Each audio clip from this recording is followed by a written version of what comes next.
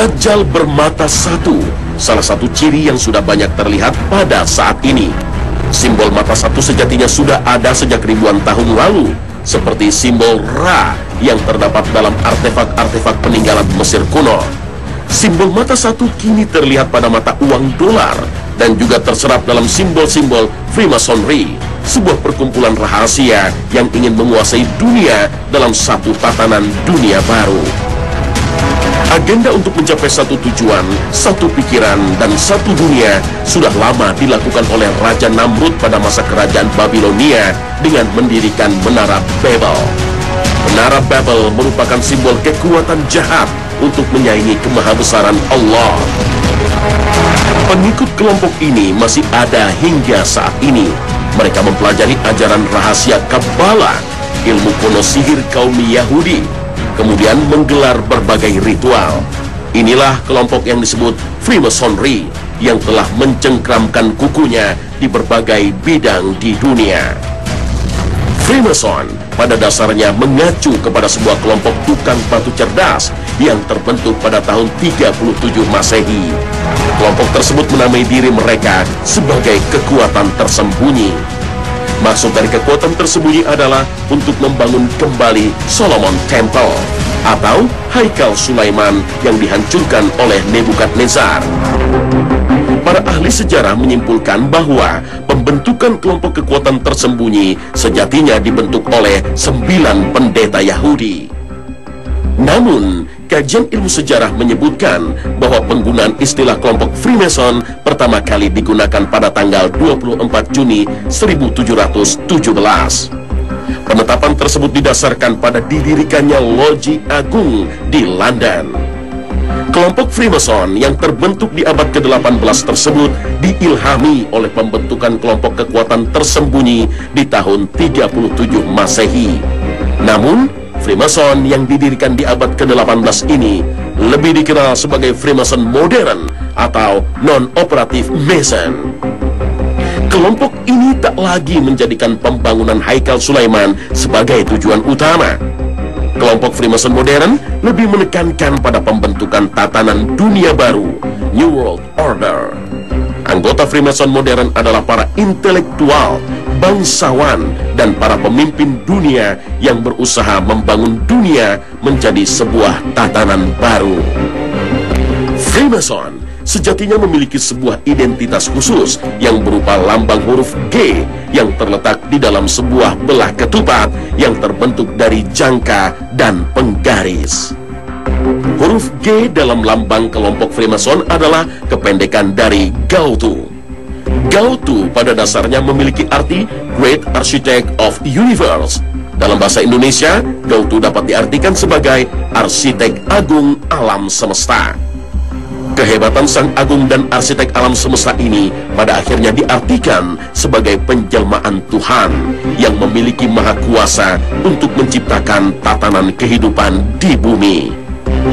Tatanan dunia baru pada dasarnya menjadi pengait erat hubungan Freemason dengan kelompok Illuminati.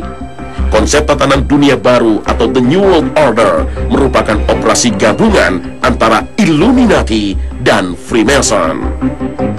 Cara-cara Illuminati mewujudkan tujuan besarnya adalah merancang bencana-bencana besar ekonomi seperti yang terjadi di tahun 1933 di Amerika Serikat. Penguasaan para agen Illuminati atas perekonomian dunia sesuai dengan buku tulisan Henry Mackau pada akhirnya mulai tampak di masa kini. Bentuk nyata dikdayanya ekonomi terhadap kedaulatan sebuah bangsa adalah belitan hutang dari sebuah negara, termasuk negeri yang kita cintai, Indonesia.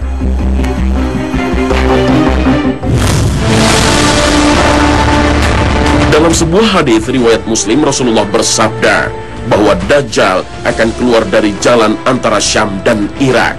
Sementara dalam sebuah hadis riwayat Tirmizi akan keluar dari bumi ini dari kawasan bagian timur yang bernama Khurasan. Dua kawasan yang disebut Rasulullah bisa jadi bermakna sama. Berbagai spekulasi pun muncul, di manakah keberadaan Dajjal? Ada yang berpendapat sesungguhnya Dajjal telah hidup dan tinggal di tengah lautan.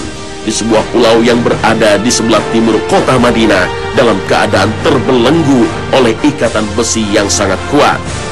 Dajjal muncul diperkirakan di sebuah tempat terletak antara negeri Syam atau daerah Palestina dan Irak. Ada juga yang berpendapat Dajjal akan muncul di segitiga Bermuda. Kawasan ini menyimpan banyak misteri.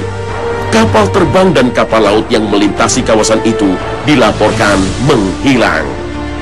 Segitiga Bermuda berada di Samudra Atlantik, tepatnya terletak di antara Florida di sebelah barat, Puerto Rico di sebelah timur, dan Pulau Bermuda di sebelah utara. Di kawasan ini terdapat sebuah pulau yang dikuasai oleh Dajjal. Berdasarkan berbagai manuskrip kuno yang dipelajari Muhammad Isa Daud, seorang peneliti dan jurnalis asal Mesir, Dajjal sesungguhnya telah lahir 100 tahun sebelum kelahiran Nabi Musa alaihissalam. Bernama sama Musa, tapi lebih dikenal Samiri karena berasal dari Samirah, Palestina. Masih ingat dengan kisah Nabi Musa dan patung sapi yang disembah oleh kaum Bani Israel? Pada masa Nabi Musa, Samiri alias Dajjal membuat patung sapi untuk disembah kaum Nabi Israel. Dan pada masa Nabi Isa alaihissalam, Samiri juga berusaha menghasut para pembesar Yahudi untuk membunuh Nabi Isa alaihissalam. Kemudian menyesatkan para pengikut Nabi Isa dengan memperkenalkan ajaran Trinitas, penebusan dosa, dan menghalalkan babi serta riba. Pada masa Nabi Muhammad SAW, Samiri juga berusaha menghasut kaum Yahudi untuk memberontak terhadap Nabi Muhammad. Dan sepeninggal Rasulullah, Samiri makin leluasa untuk membuat perpecahan umat Islam.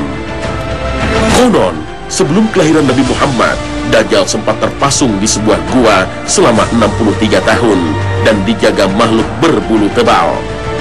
Setelah bebas, ia mengembara dan menyesatkan manusia di berbagai belahan dunia hingga ia bertemu setan di kawasan segitiga Bermuda. Dan menjelang kiamat, ia akan kembali muncul mengaku sebagai Tuhan. Kisah inilah yang banyak beredar tentang sosok Dajjal. Benarkah kisah ini? Wallahu a'lam. Sebagaimana iblis